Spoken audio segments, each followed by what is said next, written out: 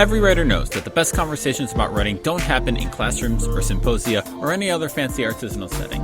They happen at the bar, usually after deadline. That's the vibe we're going for here. This is The Other 51, Conversations with Writers About Writing. I'm Dr. Brian Moritz. Today's guest is Kimberley A. Martin from the Washington Post.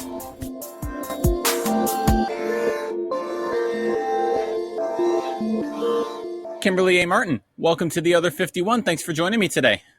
Thanks for having me. And it's always good to have a former Newhouse grad school graduate join me on the podcast, especially given the fact that you're not starting training camp, but you're going to start covering training camp this week. So I appreciate you taking the time this week of all weeks to hang out for a little bit.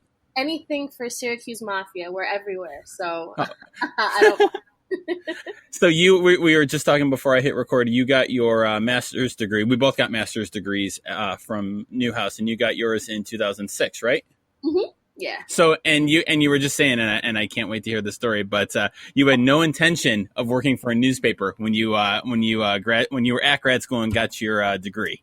Yeah. No, I went to Syracuse with just the idea that I'm gonna graduate and write for, the goal is to write for ESPN the magazine or SI, or newspapers are so boring. I don't want to do any of that stuff.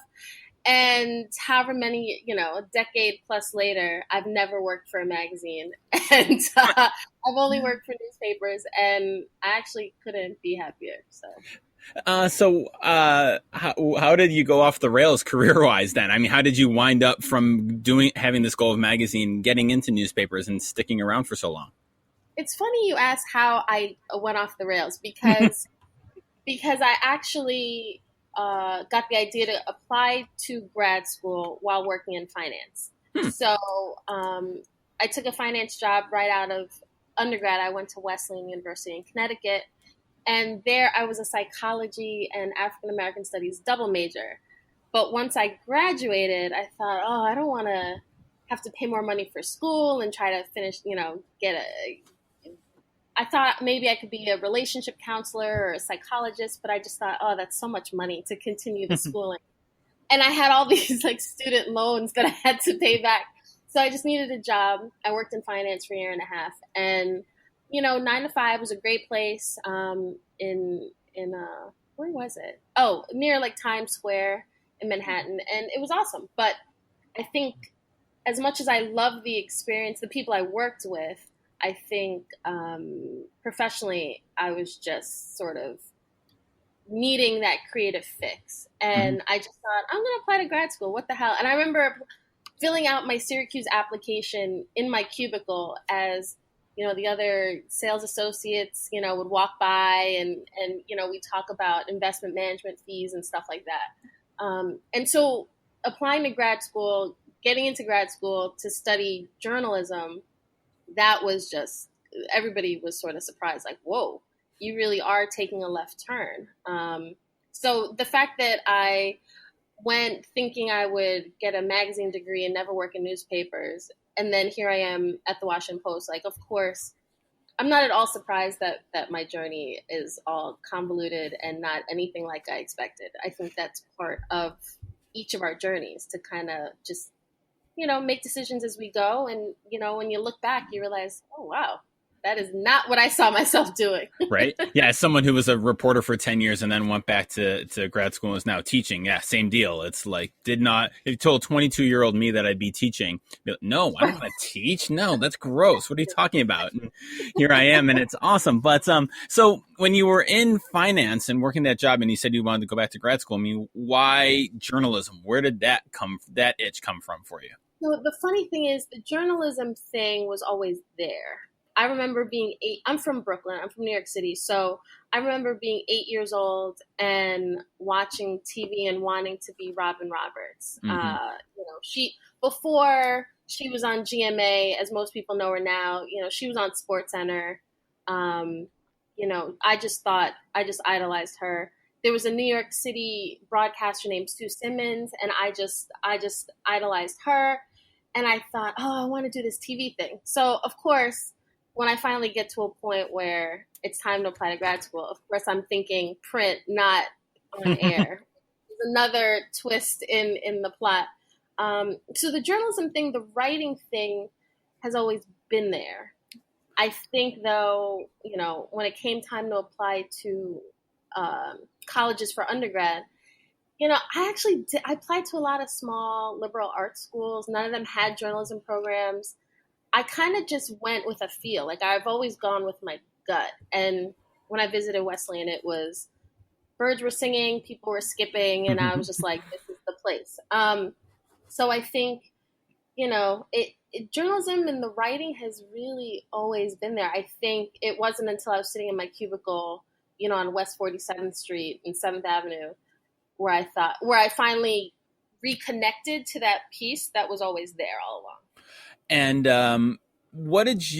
how much did, kind of looking back at it, getting a graduate degree in journalism, not the undergrad degree that I think a lot of reporters do, but not having that journalism background from undergrad, but having it in graduate school and a master's, how much, does that impact, did that help you kind of going in fresh, do you think? Because you already had a little bit of that writing itch. I mean, just getting a master's in journalism instead of a bachelor's and having your bachelor's in something else, how much has that helped your career at all, do you think?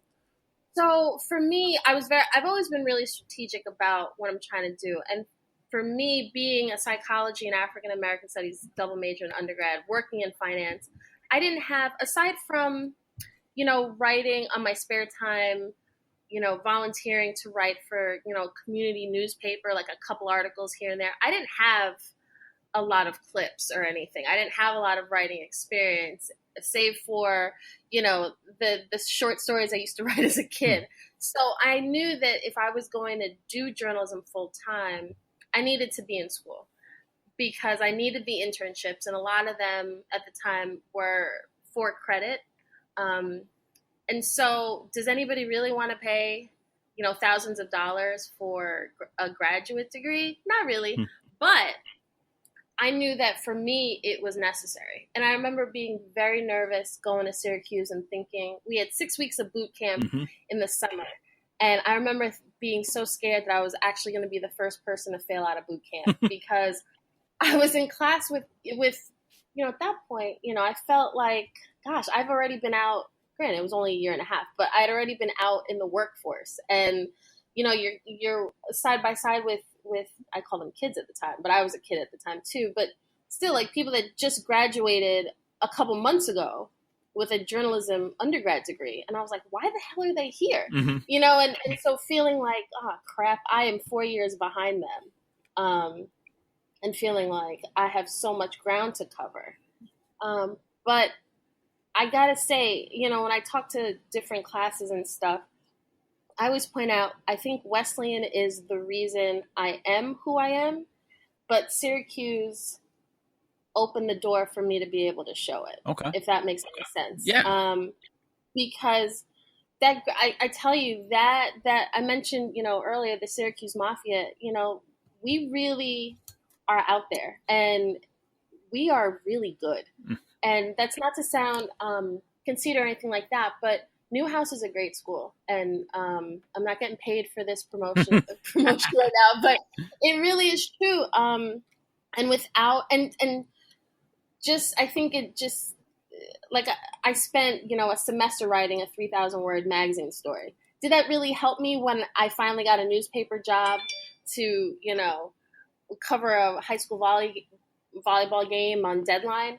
No, but as far as I think the skill sets are different, but I think being around the teachers, being in those classes, I just think there's no way that I could have gotten to this point just without the support of other Syracuse people and the education. And then also it's all about luck and opportunity when everything collides, and with the preparation and everything. So I've been really, really lucky. So your career path gets you to Syracuse. You get the master's degree. Now we're on this as we both said, the convoluted tour of your career. Where do you go next?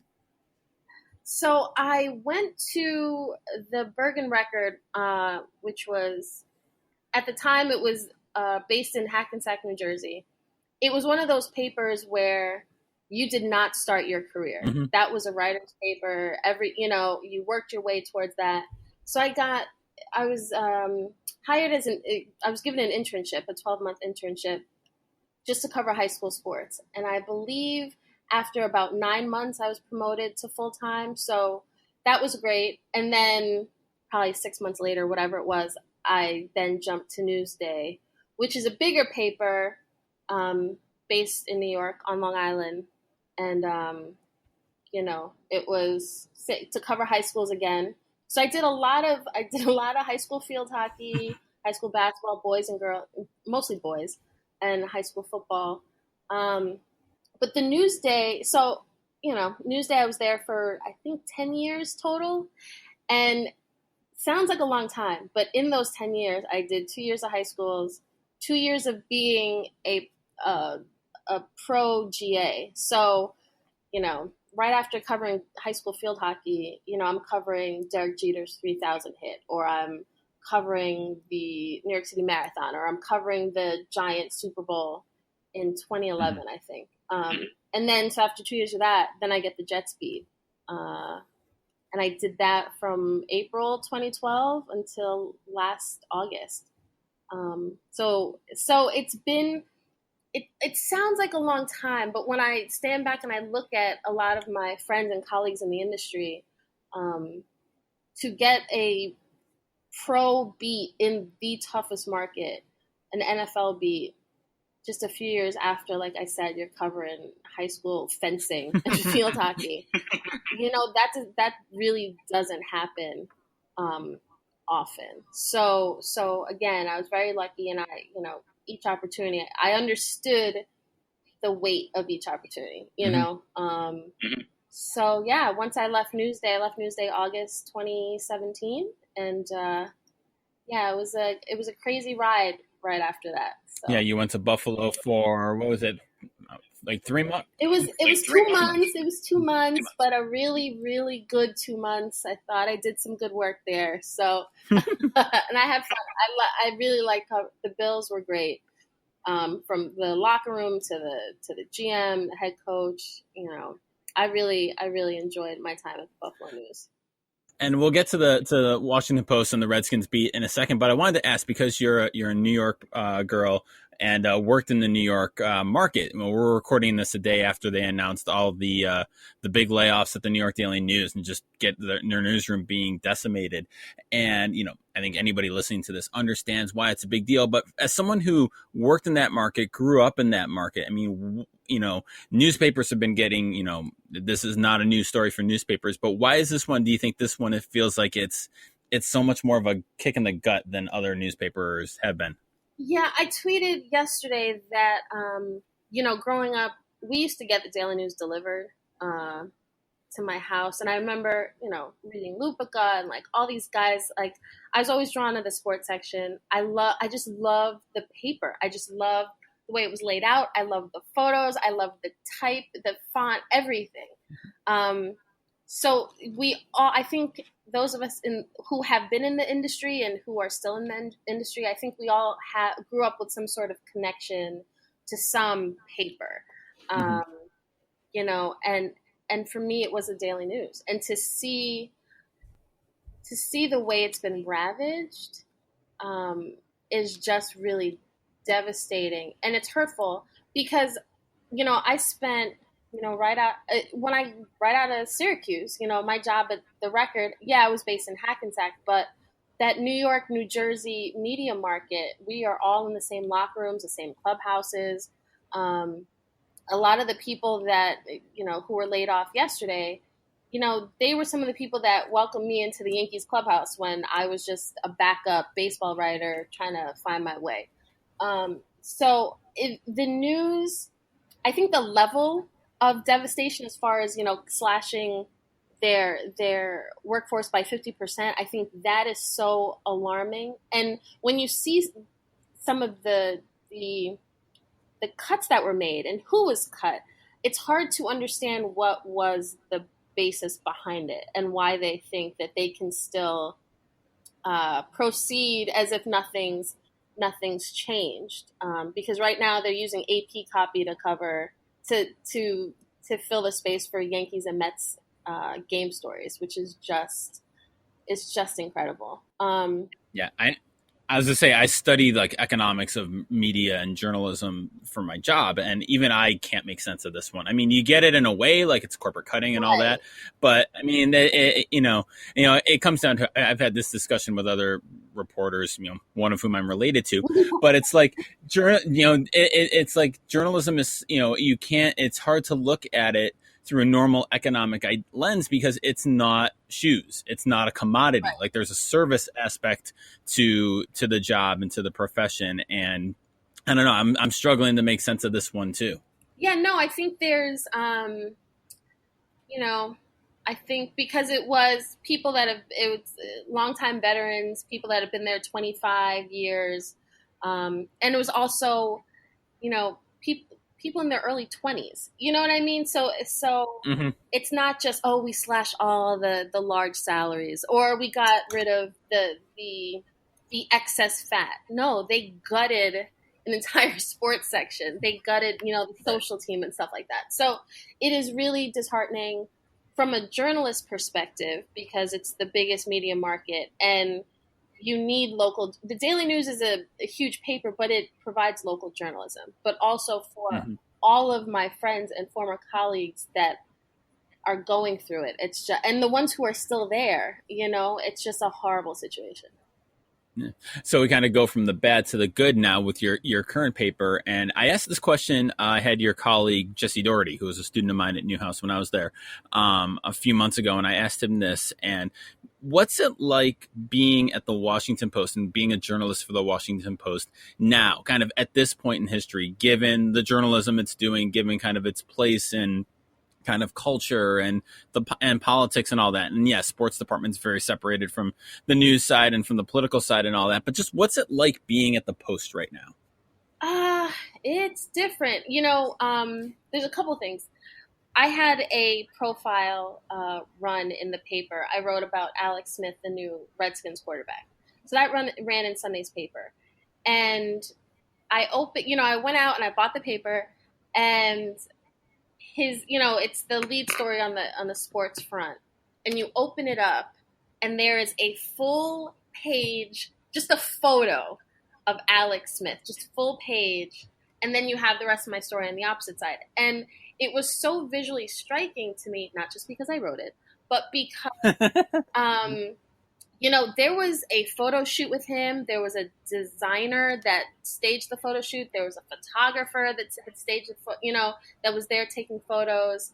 So it was a big story. So I understand why we had, the art was just as important as the content, but just the fact that we have a designer, that coming Right. up with the concept of, why don't we put Alex in a suit? Why don't we have a yellow backdrop? Or why don't we do it here? Why don't we have him hold, it's somebody's job to do that.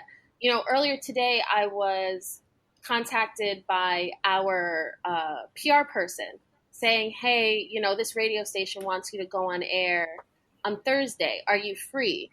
The fact that we have a PR person that it is, helps to promote your stories or helps to connect radio stations that want to get you on air or on camera or whatever. That's wild to me. As somebody who, my husband was a sports writer up until about a couple years ago. He's still a reporter, but now he writes about business. And he used to work at the Record as well, spent like 16 years there, and they had a similar situation like the Daily News. Not to that extent, but they were bought over by Gannett, and it was just, he decided to leave on his own. But it's just talk about, just gutting a place.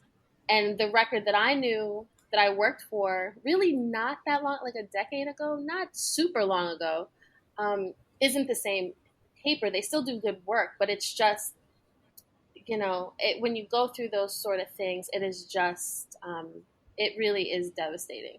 So to be on the flip side and to feel really fortunate for the position that I'm in, it's nice, but I also am not naive. Like Bezos, yes, he owns us. And he's poured money into the company, to the paper. And we've been able to make a lot of hires, myself being one of them. because I started about 7 or 8 months ago. So Hmm. nice, but not too long ago, the Washington Post, was sort of in a tricky financial situation, and things didn't appear good, or they still had to deal with their cost cutting issues. So I've seen, I think I got into the industry. My husband always tells me, before you actually got to the record, like we used to do these like super long investigative, whatever, whatever. You just missed that, and I'm like, oh, sweet. Hmm. So I've sort of seen how the industry has been affected and how it's affected my friends. So I'm not under any illusions that, oh, I've got it made in the shade. The Washington Post will always be a financially stable place. I hope that it is. But I don't think any journalist can feel that they're on firm footing um, in this sort of financial climate. But I also understand that I am lucky to be where I am. So you get the job at the Post. You start right around beginning of football season. You start even the season had started, right? Yeah, it was in mid-November, so I saw about Okay. six Redskins games or something like All that. right. So how do you jump onto the Redskins beat at the Washington Post mid-season? I wish I had an explanation. I have no idea how I did it because really, last August I left the Jets beat. Probably August 11th was probably my last day at Newsday. So right in the middle of Jets training camp, I leave to go to Buffalo. I'm there for 2 months. I leave the end, third week of October, and start mid-November at the Post. Now I have done a Jersey to Buffalo, Buffalo back to Jersey to collect more stuff, Jersey down to Virginia, sort of moving. Like that's a lot of moving in 3 months. To cover three teams in 3 months is I would not recommend that for any human being. Um, it really is. And so you get to the Redskins and you're like, all right, what the hell am I watching? Like who are this guy? Because it's not even, at least going to the Bills, it's like I've seen the Bills play the Jets a number of times. I'm so familiar with the AFC East. To then switch to the NFC East, familiar with the Giants, and of course the Kirk Cousins saga, and all that. But as far as, okay, the third string tight end, it's to get a Hmm. sense of the roster. Um, that was hard. I think though, I was able to established some decent relationships in the locker room pretty quickly. I got some decent stories from, Josh Norman, just him opening up about the state of the team and his own personal frustrations. Um, Being able to write about some of the other guys, I think was good. Um, Given, you really got six weeks to sort of figure out what you're looking at, figure out what's going to happen with Kirk Cousins, figure out who they're going to target in free agency and who they're going to draft. So it was tough, but I survived, so that's okay. So what are some of the things that you did to try to catch up in that 6 weeks or however long you have? And obviously now you've had an off season to kind of build that. But were you just talking to people, reading? I mean, what are you doing to kind of keep that to kind of stay afloat and keep ahead of the curve? I relied on the Post former Redskins beat writer. He's a good friend of mine, so I talked to him a lot. I basically, every day that I could be in the facility, I was in the facility, in the locker room. Days where maybe you'd want to work on a feature from home. It's, you think to yourself, if I can go to the locker room and still maybe it's just have a conversation with a different player. Just sort of start talking to guys. And I think Kirk Cousins was the main focus. So, I made sure that I would, kept in touch with his agent, making sure like, okay, what's going on here? I actually wrote a profile on his agent during, in February. So it's all about, for me, it really is relationship building. I think the way that I try to approach my job is I cover the NFL. I cover these players and to some degree these coaches. So my job is to give fans a glimpse into who they are, what makes them tick. And I think this is where when I talk about Wesleyan being responsible for kind of shaping who I am, it's like that psychology degree I use every day because it is that Hmm. that curiosity about people. Like I want to know. I don't really believe it or not. I don't really like talking about myself. I love talking about other people and getting them to tell me their stories. So it's that innate curiosity. It's like, tell me about this. Like, if you're Jay Gruden has his press conference and he's walking off the podium, it's, hey Jay, can I steal you for 5 minutes? I did a story on behind the scenes of the Alex Smith trade. And, so I talked to Doug Williams and I talked to, who's a senior VP of personnel here. And, I talked to Jay about it, just how it all came together. And that was a pretty big story just for fans here because, all of a sudden it was like, oh, we've traded for Alex Smith. Like nobody saw, people didn't see that Right. coming. So I think it's all about just talking, being in people's faces, asking them questions. And so far they haven't gotten sick of me, so that's good. How do you balance that out, like the feature writing and kind of like the getting getting your readers to know about people and talking to people and getting to know them versus kind of like what I imagine would be the really big daily demands of a pro football beat, especially as we get into training camp and you get into like transactions and injury news and who's going to start at right tackle and all those like the million different things that kind of come up during an NFL team. So how do you try to balance those kind of, I mean, maybe they're not opposite poles, but they kind of seem from the outside to be kind of opposites. You're right, they are. And it was definitely difficult on the Jets beat for those 5 or 6 seasons because like I said, I got my master's in magazine journalism. So to me, the profiles, the features, the human interest features, the enterprise trend pieces, those are the things that long form, that I think that's how my brain operates. Like I'm thinking in that way. And it's using different muscles than the typical grinded out beat writer, which you have to do as a beat writer. You have to break news. You have to right now we're starting training camp soon, tomorrow. So it's all about, okay, who's going to make the 53, position battles and stuff like that. That is all integral to the job. But it was difficult as Newsday's only Jets beat writer to balance all of that. So I think sometimes I probably overdid it as far, there's there are a lot of weeks where I don't really sleep. I'm consisting on just coffee. But for me, it's like that the Alex Smith profile. I mean, I spent months interviewing people. Took forever to get Urban Meyer on the phone. I think I talked to 11 or 12 people just about Alex. While, like you said, while the daily demands or while you've got mini camp or OTAs. But for me, how do you give a complete, accurate portrait of somebody? It's you got to talk to the people that are sort of in his orbit. You don't just talk to one person and say, okay, I got a sense of who Alex is. And it's hard. It's demanding. I think at the Post, being that it's now they used to have a 3-person beat. Now it's a 2-person beat. I think that allows, that frees me up at times to try to straddle both lines in a sense. But breaking news is paramount.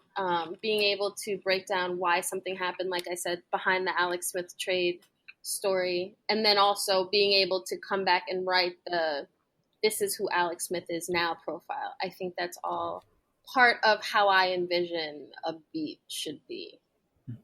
I wanted to ask about covering the NFL kind of in this age of Trump too, because it seems like every couple months or so he starts tossing out his opinion about the national anthem and what players should and maybe shouldn't do during it. It's funny because that seems to me to have kind of replaced the concussion story as like the thing that pops up for in NFL coverage every so often. Like it used to be something with concussions and CTE and head trauma, and certainly that's still a deal. But it seems like now it's a Trump thing coming up or some kind of reaction to a political thing. And just, kind of in general, what's it like for you covering this aspect of the NFL? So it's interesting. My 2 months at the Buffalo News, it was right as the season was starting. So you had the anthem protest was huge. So a lot of the stories that I wrote at the time was about players reacting to Trump, players talking about I remember LaShawn McCoy had talked about. I did a column about LaShawn McCoy talking about Colin Kaepernick, and I remember driving to the Bills facility and seeing veterans holding flags on the street, like right at the entrance of the facility. And I remember driving past them, driving in, parking my car. And then I thought, I wonder if there's a story there. So then I walked all the way back out and interviewed them and asked them, why are they even protesting? And of course, they're protesting the players, the Bills players who are protesting. And so the feature, which, it's just a random, Friday that I happened to see these guys, it turned into an A1 story because it sort of juxtaposed these veterans being upset at voicing their opinion and being upset at these players for voicing their opinion. And then so for me, it's where do we go from here? You guys, you literally are 100 yards from where these players are and you support this team, but you don't support their actions. So what's to be gained from standing outside every day with the flag? And also to the then I went back, I talked to these guys and then I went back to the locker room and I was like, hey, I just spoke to some veterans outside who are protesting why you're kneeling or why you're raising a fist or why you're doing this. How does that make you feel? What is to be gained from kneeling and blah, blah, blah, blah, blah. So I think a lot of, especially for the Buffalo market, I think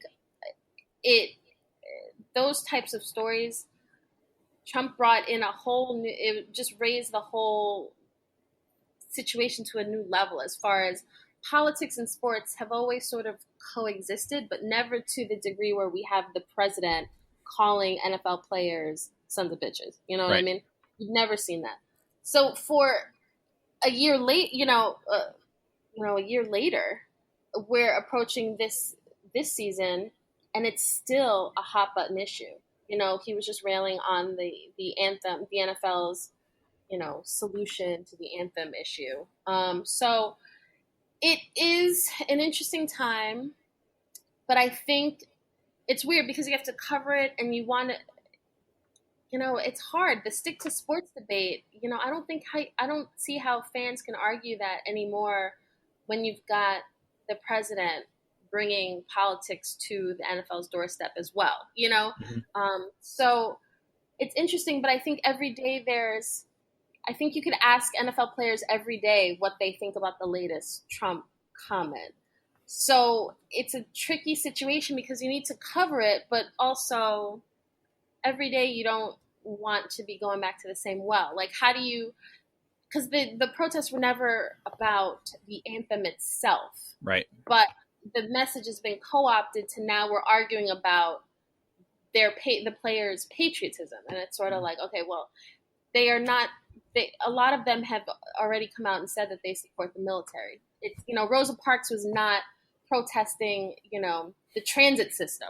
When she right. You know what I mean? Like, it's sort of like that's the, we're making it about the anthem when we didn't make Rosa Parks, her protest, about the bus. It's not about the bus. It's about the rights that aren't given to people that we say are deemed equal. So I think there is some Trump fatigue, political fatigue in the sports realm. Mm-hmm. I don't know what the solution is because players have valid points. And I also understand, like, the veterans I spoke to in Buffalo, why they feel like I just want to cheer on football.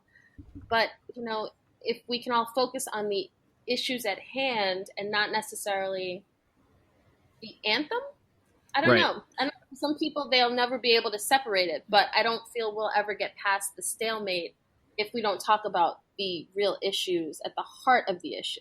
Yeah, I agree. And I think that, the Trump fatigue thing is certainly a factor. And I think, kind of to a point you made, like, there's nothing really new. Like, it's almost exactly the same argument, for lack of a better word, that we were having week 3 of last year. And now it's just it's still going on. So yeah, it's got to be tricky because there's, the only thing new is like he's going back to that well again. And okay, well then what are we going to, it's just this weird kind of like constant argument where nothing happens. Right. And you've seen that now the NFL owners and Goodell have now now been caught in Trump's crosshairs. Mm-hmm. Before it was just the players last season. Now shouldn't owners and shouldn't Goodell be forcing this? Like how weak are they? Or, intimating that Goodell's not tough on whatever. Right. So I think that aspect, and you have Steve Tisch of the Giants responding to Trump. So I just think it's almost like this ping pong game, and I don't know where it ends. I don't know how it ends. So I ask all my guests this: what's the best thing you've read lately? Oh gosh, I wish you would give me a heads up. What's on the spot? I'm best thing I've read lately. Oh dear. You're killing me with this question. All right. I'll give you time to think. I'll give a shout out to what I'm reading now that I really like. To just give you a moment. I've been reading Grant, the new biography by Ron Chernow. I guess not the sequel to Hamilton, but his biography of Ulysses S. Grant. And it's enormous. It's like 6 inches thick. It's like 1,000 pages long, but it's super incredibly well done. And obviously, and what I love about reading this, aside from learning stuff about Grant in that era, is that like I read Hamilton after I had heard the musical. And so like you can kind of go back and see like in the book where like the musical lines up to it and kind of connect the dots on here. Reading Grant, just as a biography, makes you realize just how brilliant Hamilton is as a show, because I don't know how you make a biography into a musical like that. And like it just, kind of confirms, how great a show that is, and the book is wonderful. So that's what I can give as a recommendation. He just got elected president so I've still got a ways to go on it, but it's really, really good. Well, here's a little fun fact. I actually went to Wesleyan with Lin-Manuel Miranda. Shut up. No, I cannot. He was actually, I think, he was ahead of me at Wesleyan, but I knew him like, hey, but I was closer with some of his friends. But I just think it's just to be that close to greatness and genius, and you're like, oh man. I remember in the Heights, I saw that on Broadway, and I was just like, okay, he's just as talented as he was in school. So that's my claim to fame, that I actually walked around the same college campus as Lin-Manuel Miranda. I'm just going to point out you waited 37 minutes in a podcast named after a lyric he wrote to point this out. Yeah, it's funny. I don't know if you're into fashion, but I also went to middle school with Zach Posen, who's a really famous fashion designer. Oh, cool. So all these people, I feel like genius is just like walking by me, and none of it is rubbing off. But I'm close enough where I was able to touch it at one point. But what I am reading now, I don't know if this is just like not, it's just, I don't know if it'll be interesting, but I'm reading Toni Morrison's The Bluest Eye. And I don't know. I don't know if you've ever read any of her stuff, but I remember reading a lot of her stuff as a child. And when I was like in different academic programs, and the whole story is about this young Black girl and, standards of beauty, and how she wants, she sees all these girls with like blue eyes and just the ethics of the aesthetics of beauty and what is considered beautiful, and dark skin and dark hair versus white skin or blonde hair, and I think I picked it up just because as a Black woman, I think just in society, I think the way society is now and how it's so polarized, and some of the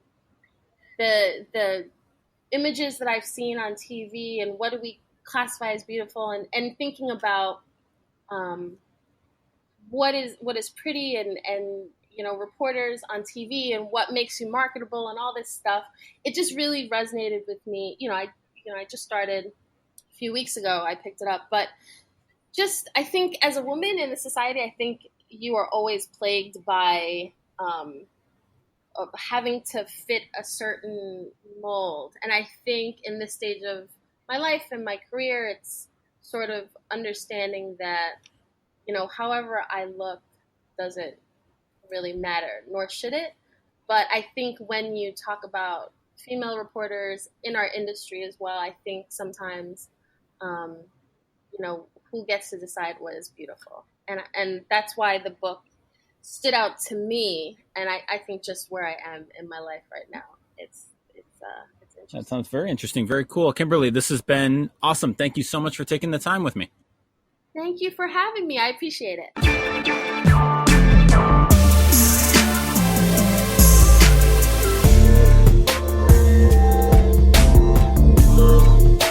As always, thanks for listening to The Other 51. You can find show notes for this episode and all our episodes at sportsmediaguy.com on the Other 51 tab. You can subscribe to the show wherever you get your podcasts. I can highly recommend Overcast for this. Our theme music is by Ellie Moritz.